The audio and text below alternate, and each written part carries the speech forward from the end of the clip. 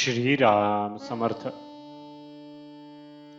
संत हे चालते बोलते देवच आहेत. व्यवहारात ज्याला चांगले वागता येत नाही त्याला नाही परमार्थ करता येणार. व्यवहारात झालेल्या गोष्टींचा मनावर परिणाम होऊ देणार नाही असा निश्चय करावा आणि सद्गुरु आज्ञाप्रमाण मानून तो तडीस न्यावा. साधनावर जोर द्यावा. स्वतः कोण याची ओळख करून घ्यावी. भगवंतापरते कोणी नाही हे कळले म्हणजे मी कोण हे कळते. निर्गुण जरी समजले तरी सगुण नाही सोडू.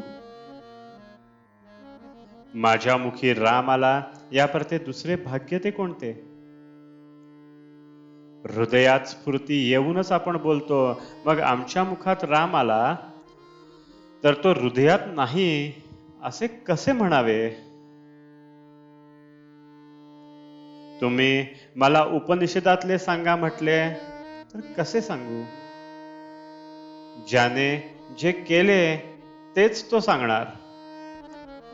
एक गुरु आज्ञा पालन याशिवाय दुसरे काहीच मी केले नाही तर मी दुसरे काय सांगणार. संताचा समागम केला म्हणजे आपण मार्गाला लागतो. आपण साधूला व्यवहारात आणतो आणि नंतर तो आपल्याशी व्यवहाराने वागला म्हणजे त्याच्याजवळ समता नाही म्हणून उलट ओरड करतो. संत हे देहाचे रोग बरे करीत नसून त्या रोगांची भीती नाहीशी करतात. संत हे चालते बोलते देवच आहेत. संतांच्या देहाच्या हालचालींना महत्व नाही. भगवंताचे नाम सिद्ध करून देणे हाच संतांचा जगावर सर्वात मोठा उपकार होय. हजारो लोक भगवंताच्या नामाला लावणे हेच खरे संतांचे कार्य होय. संतांचा कोणताही मार्ग हा वेदांच्या आणि शास्त्राच्या उलट असणे शक्यच नाही. संत सूर्यासारखे जगावर स्वाभाविक उपकार करतात. सूर्याचे तेज कमी होते आहे असे शास्त्रज्ञ म्हणतात, पण संतांचे तेज मात्र वाढतेच आहे. श्रीमंत आईबापांच्या पोटी जन्माला आलेला मुलगा भीक मागताना पाहून आपल्याला त्याची कीव येते. त्याप्रमाणे मनुष्य जन्माला येऊन आपण दुःख करतो हे पाहून संतांना वाईट वाटते. एकूण योनी इतक्या आहेत की त्यांमध्ये मनुष्य जन्म येणे कठीण आहे. मनुष्य जन्म येऊन भगवंताची प्राप्ती झाली नाही तर जीवाचे फार नुकसान आहे. म्हणून अत्यंत चिकाटीने संतांचा समागम करावा, त्यांची कृपा प्राप्त करून घ्यावी. संतांनी जो मार्ग आखला त्यावर डोळे मिटून जावे.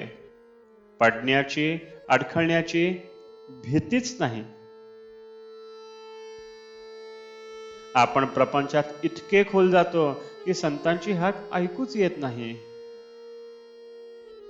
ती ऐकू येईल इतक्या तरी अंतरावर असावे. संत वचनावर विश्वास ठेवूया म्हणजे भगवत प्रेम लागेलच. ते लागल्यावर विषय प्रेम कमी होईल म्हणून संतांची संगती करणे एवढे जरी केले तरी कल्याणच होईल. आजचे बोधवचन: संत संगती आणि नामस्मरण यानेच भगवत प्रेम येईल. जानकी जीवन स्मरण जय जय राम.